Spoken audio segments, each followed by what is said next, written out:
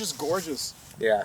And for our guests whose lives are so busy, it's a great opportunity for them to just come in and enjoy the quiet, and enjoy just the fact that this is part of New Jersey that people don't know exists. Yeah. I didn't know it either. We're driving in on Route 202.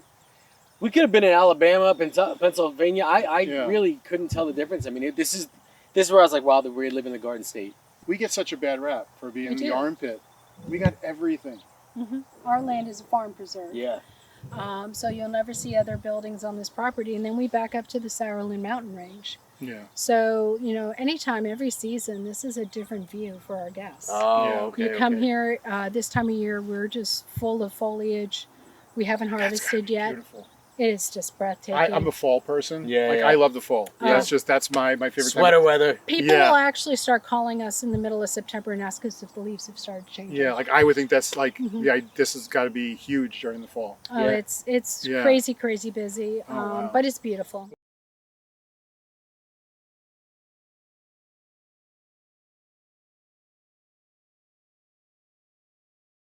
Karen, what do you got there? Are you ready for the main course? We're always We ready. are. Yes. All right, let's just get you all. We're always ready. I feel like I should get you Thank you guys to very run much. around the winery for this next one. Oh my God. Oh boy. Something that Oh, my Lord. Chef is known for is his Oh. barbecue. I love this. Yeah. I love this, man. We like meat. Yeah. But we have to be a little conscious, so we did bring some vegetables along. Beautiful. Patatas bravas. So we have patatas bravas and a healthy salad.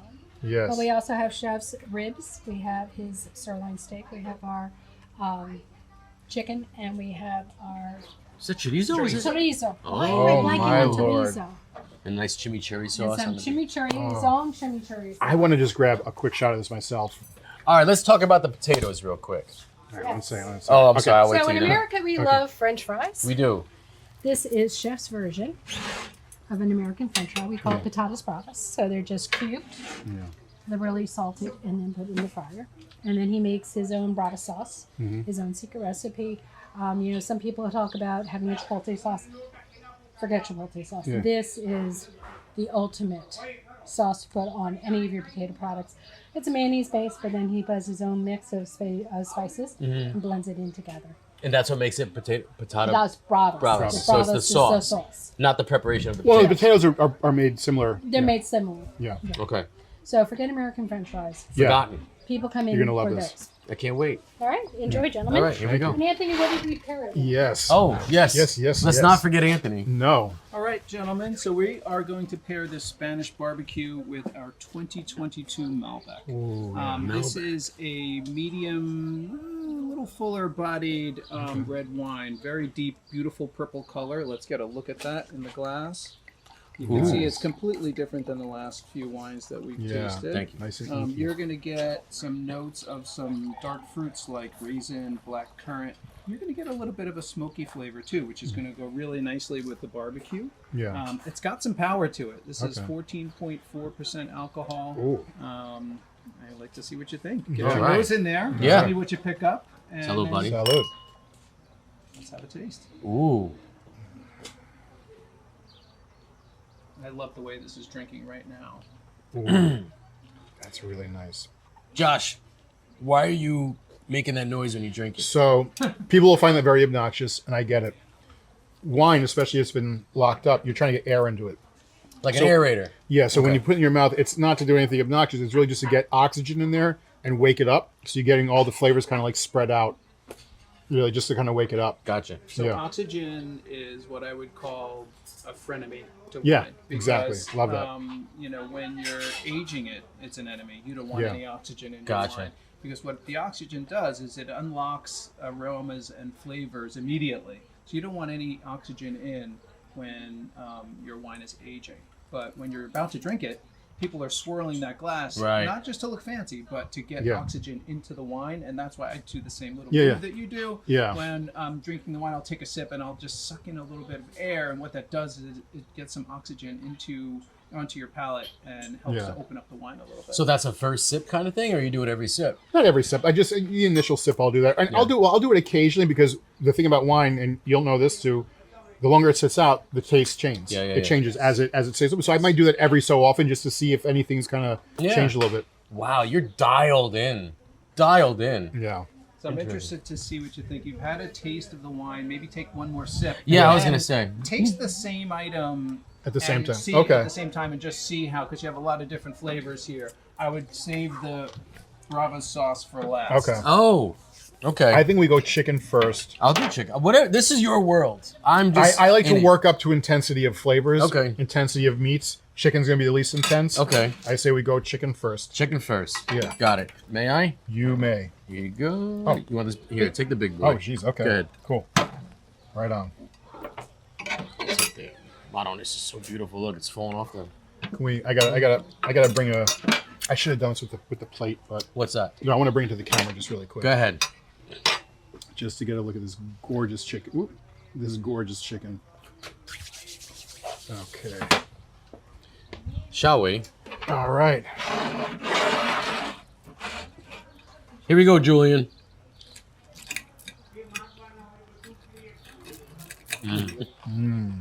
Oh, that's good. That's really good. That is lovely. You can tell right out the gate. Anything that touches this table had a lot of attention put to it. Right? All right, so now. That plays really nice. But it really enhances that kind of like char flavor of the chicken. To me. Anyway.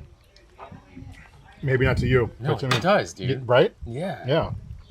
That's when you pair something properly, it enhances. It brings things out.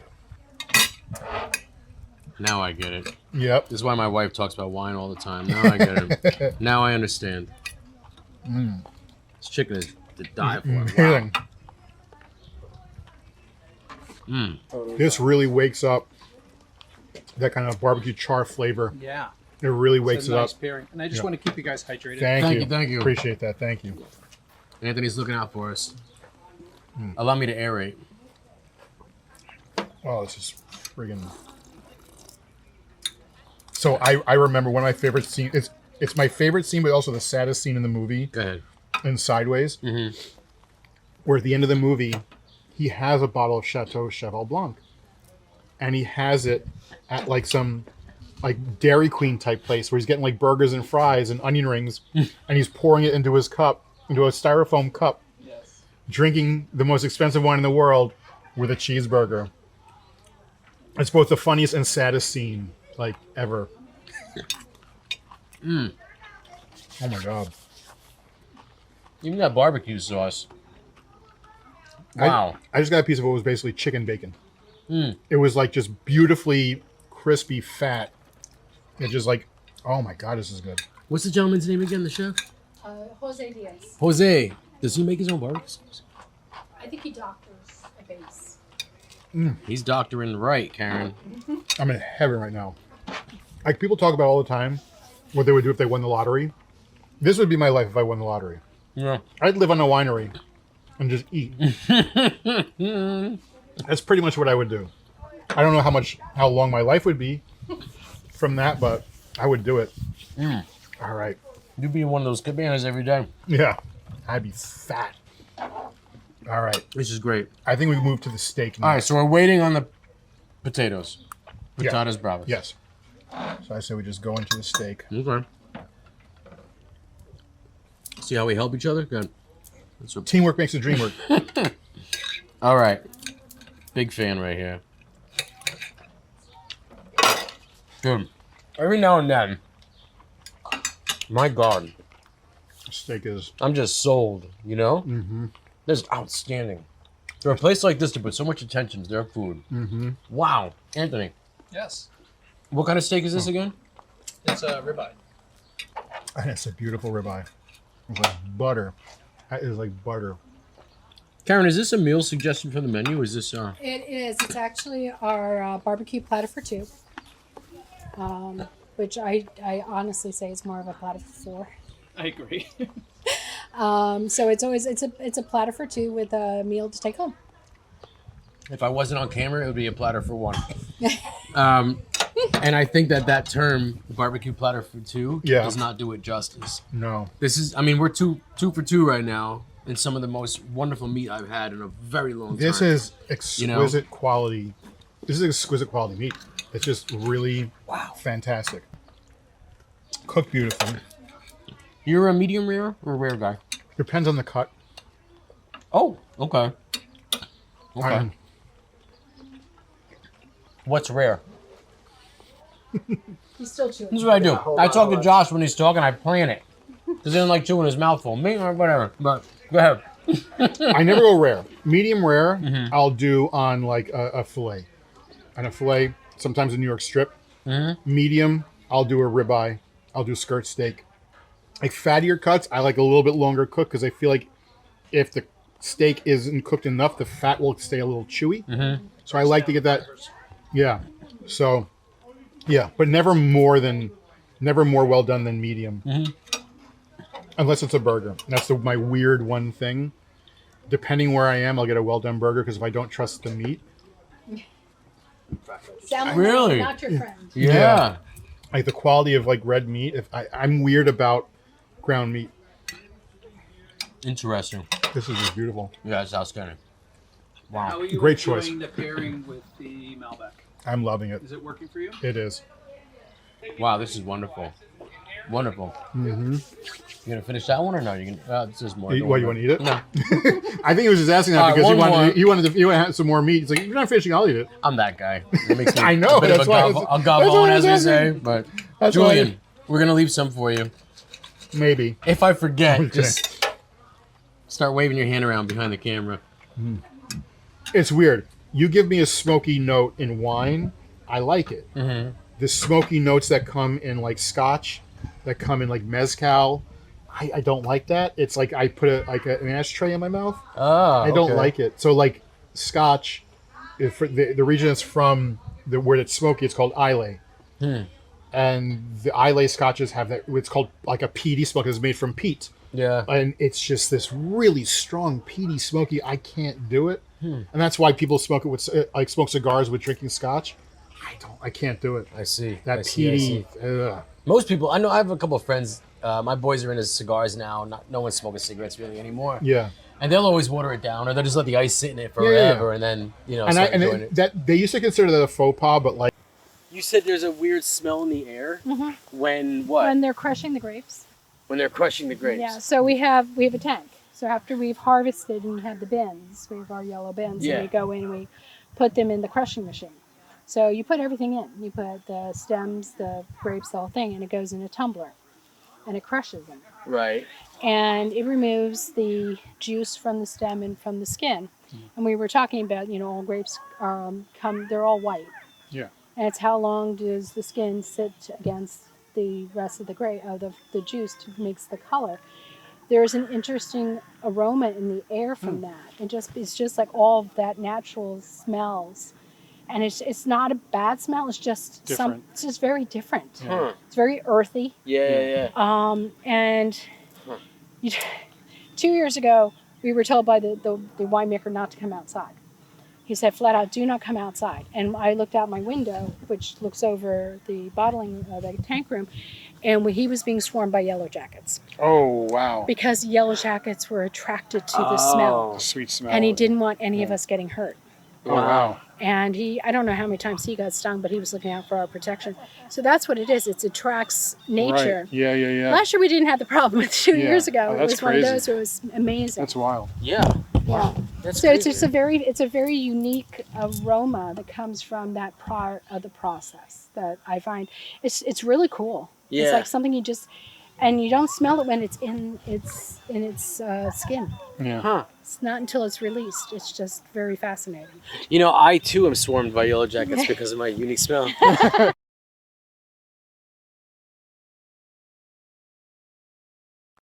I'm going in for the chorizo. Go for it. Karen, this food is incredible. Yeah. I was not expecting this at all. I'm looking forward to this chorizo. Me too. You ready? I love chorizo. Cheers. Cheers. Yeah, very well. I mean, at this point, the expectation is very high. And I delivered. just wanted to check in on you guys. To see Anthony. when you got to the chorizo, how that changes the wine, the flavor I'm curious of the now. wine on your palate compared to all the other things that you've had so far. I I'm see. expecting it to change and transform a little bit. I'm wondering if it brings out a little bit of a smokiness into the wine. You stole it. Yeah. Sorry. No, in a great way. The smokiness in the most beautiful way is just going to like erupt. Because I just got something on the back end of the chorizo itself without. But now this drink the thing. wine. Yeah. It brings it out in like the most beautiful way. It's like enjoying another piece of the meal, right? Well, that's what it is. Yeah, It is the meal. Like, and here's the thing that people don't also know. This is nerdy. Wine really, in essence, is not supposed to be drank by itself. It's not designed that way. It can now. They make wines that are more approachable to drink on its own. Mm-hmm. Wine was designed to be had with food. That's really the way it was meant to be done. I'm the guy that eats like the salad or food. You're is, better if- than I am. If food is rested on greens, I Yeah. usually eat the greens. Erica even said something to me. She's like, "We gotta, put a little more greens when I make food and stuff." Like, okay, we'll do a little something healthy and. Hey man, it's there for a reason. Well, I want to ask you, why'd you get out of the food industry? See, once again, I asked him when he had a mouthful of food. I plan this every time. So people who know me, I love doing things for people. Like my friends, family. I like making meals. I like making experience. I like serving people that I care for. Like I really do like creating experience for people. So that part of me worked in the service world, but the entitlement of people killed it. It just killed it. Like working in restaurant, like we live in the customer is always right world. And to quote Ben Affleck in Mallrats, the customer is always an asshole. And I stand by that completely. But we live in this world where especially in this country, everybody is so entitled that just the behavior of people on a regular basis just started to just beat me down, and it just made me feel like this can't be like this. And I had one moment that really was like, or two moments, but this one particular where I was really like, first of all, I don't know how I bit my tongue. That was maybe the most together I kept myself in a situation where I should have lost it. Because you know me. I'm not saying this is obnoxious to say, like, I'm a very nice person. I'm a very calm person. I'm very chill. But like any human, I have a breaking point, and I have moments where I lose it. I don't know how I didn't lose it here. So I was working at this restaurant in Vegas. It was Mario Batali's restaurant, Otto Enoteca. So it's like what they called casual fine dining. Okay. But we had like an award-winning wine list, and we had sommeliers, even though it was like a kind of a more casual place. So at this time, there was a big convention in Vegas, and we had a lot of people coming in the restaurant. And these two business guys from this one convention. We had this thing, we called it the Shark Bar, short for charcuterie bar, where you could sit. Nice. And so typical wine service, or people who don't know, when you have a sommelier, is when you pour the wine, you generally pour a small taste, and you smell and taste, just to make sure the bottle isn't spoiled. There's nothing worse. It's like tasting a basement. Like, that's the best way I can put it. Like tasting bad wine. There's different versions of bad wine, but there's certain kinds when it tastes like a basement because it's got that musky, like just old cork, awful flavor. So we do this to make sure the wine is good. These two gentlemen come in. One guy orders a bottle of wine. He orders the cheapest bottle in the menu. Okay, he's one guy. He's one guy. Okay, it's fine. I may have been judging him at the time, but I'm not judging him now for that. So I walk over. I do my shtick. When I say we pour out wine, we pour less than an ounce. Mm-hmm. We pour a very little bit just to smell it, just to taste it, make sure it's not spoiled. So I do my thing. I pour him a glass. I walk away. One of the servers who was handling him comes over to me. He goes, "Hey, man." He's like, "Guy's pissed you drank his wine." I'm like, okay. So luckily, the one thing is, in the restaurant I worked in, at most Mario Batali restaurants, they have kind of a good system in place where we have a little bit of freedom to offer free stuff to appease issues within the kitchen, anything like that. So as I'm walking over, I'm thinking, all right, what can I give this guy? Free dessert wine, a free glass of whatever it is. Wait, he was pissed you drank his wine because you took a little bit from the taste test as well. Yeah. Okay. So A whole half ounce. yeah. So exactly. So I'm walking over. I'm formulating in my mind, what am I going to offer this guy? And I walk over. I've never seen someone's face go from white to red in record time. In the like, I walk over. I said, "Sir, I understand you have a problem," and he just like his face was shaking.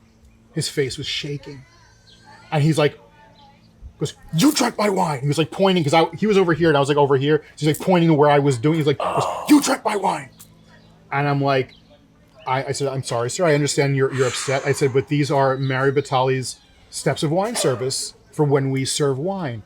And then now you got to imagine in Vegas where this restaurant was in the Venetian. In this area, it's outdoor. Yeah. You know, everything's closed in. Yeah. But it's like the outdoor seatings of like kind of 4 restaurants all in this little area. Lots of foot traffic, people everywhere, children, everyone walking everywhere. And he was Like, pointing his finger at you. but then he yells, goes, I gotta look around for this, and goes, "Fuck Mary Batali, fuck you. He didn't pay for my fucking wine. I paid for my fucking wine. I don't give a fuck what Mary Batali says." And I'm just like, in this moment, how? And again, you know me. I'm a very calm person. I'm very chill. I'm very nice. But I lose my shit like anyone else. I don't know how I didn't lose my shit. All I was thinking really was, I don't want my server getting effed over for a tip. I want to make sure he's going to at least, not get a bad tip. So I said, "I'm very sorry, sir." I said, "I'm sorry you're upset. I can offer you some free dessert wine or a glass of Prosecco. If you have anything else, please let me know." I walked away. I walked to my server. I'm like, "Sorry." I'm like, "Dude, I don't know what the guys can do. I'm sorry. I tried." I don't know. But at that moment, I kept my cool. I don't know how I kept my cool. But at that moment, the crack started. Yeah. Whereas, like, I can't do this anymore. I can't work around people. Like, I'm there because I like creating experience for people. And I'm dealing with just people who treat customer service people like they're therapists who can't talk back to you, and they can just yell at them and scream at them, and because they have to. And that was the major moment where the whole crack happened. I'm like, I gotta get out of this world. Ooh. Can't do it anymore. Ooh. And then after that, so when I worked at that same restaurant, all the managers and somms, like we were also a manager, we had to like rotate and help the hosts and hostesses at the host stand. Yeah. And, in most restaurants, these are little girls. They're 16, 17, 18 years old. And I'm watching like grown men. Like, they got to be married. They got to have daughters. Screaming at these girls because their table's 15 minutes late. Right. And I'm watching this. I'm like, this can't be how people behave. Yeah. And like one day, this woman, this older little woman, was just screaming at one of the hostesses. This girl was 17 years old. Or 18. 17 or 18. But she's this little, like, first job she's ever had. Yeah. And this older woman is screaming. I'm like, I'm done. I can't watch this. I can't be part of this. The customer service world is just so... I can't be a part of it anymore. I had to get out. Wow. Yeah, so it was like those 2 moments kind of like ended it. Well, you did your time. Yeah. It's unfortunate that it happened. Yeah. I have a feeling like for the most people that are, because look, you were a pro one way or another. There's a shelf life. Yeah. There's got to be, because you only take so much of that to a certain extent. Some people have that in them, though. The people who are lifelong restaurant people, they have that ability to run it through. Yeah, but you always kind of came off as more of a leader than me. To me, I commend you for being able to eat that in the situation and not break his teeth at the same time. Because I've lost it in lesser situations. That's the weirdest thing. I've lost it in lesser situations. Yeah. That moment, I don't know how I'm not in jail right now. Because I literally, I remember, so I bartended a few years after that, and I had a moment where I lost it on a customer. And I walked out. I walked in the kitchen because I'm like, because the woman looked at me, she goes, "I thought the customer was supposed to be right." And did that to me. I just walked in the kitchen. I'm like, nope, can't do it, not doing it. And I was just like, this is, man. yeah. I took, when I went for my master's degree, I took this class. I think it was called like organizational behavior, and it kind of taught you about like the psychology of running companies and owning and being in business. And one of the things they said, and this blew my mind. I don't know if this is true, but it's in the textbook. But it's like the studies show that working in customer service has the same stress level as a surgeon. Wow. Because the hardest thing on the human body, one of the hardest things on the human body, is faking emotion. And to have to fake emotion on a regular basis, Yeah. Yeah. it does such damage to you. And it's so stressful. And it makes sense because Yeah. like in every job you work in, you have to fake it to some degree. But when you're in customer service, it's all the time. Yeah. And that's rough. I believe it. Yeah. I believe it. Wow. I commend you, man. Yeah. Thanks. All for the best. All for the best. And here 'cause you now- are. And here I'm doing this now. And Fast forward to Josh's food and stuff. and I'm You just can find it on enjoying Instagram and this TikTok. gorgeous backdrop and, Yeah. and enjoying this lovely food with all these lovely people. So to that guy that went off at Josh in Vegas, Yeah. that's what you get. There you go. Thanks. He said, well, you know what? I should thank him Yeah, you should, man. because I'm here now because of him. Yeah. I yeah. might still be living in Las Vegas, muscling it out, grinding it out through and doing what I was doing. But so thank you to that guy. If that guy never came into Josh's life, I would never be eating patatas bravas. It's seriously like the butterfly effect. It really is. Like you don't know those little moments that if that didn't happen, that might have not sent me here. And here we are. And here we are, enjoying this gorgeous meal. So it feels like coming here, you'd have like a wonderful time, right? Yeah. Just for a dinner or a lunch, or is it brunch or lunch? Brunch, lunch. But it also feels like kind of like an event, like something to plan for. Yes. Right? Yeah. You could have one or the other. Yeah. This is a hell of a place. Yeah. I mean, you the can have walk you we can have did- your wedding reception here. I guess you can have any kind of party. You can just come here for dinner and have some wine and 10, 11 cabanas, I believe. yeah. Just the walk around, the site, the vibe of being here. Yeah, it's really a wonderful experience. Yeah. And then the food and the wine. That's great. Yeah. Gotcha. Ooh, that thing gives off heat, man. Yeah. Nicey nice. This is a nice way to just relax before we go. Yeah. I like the cabana.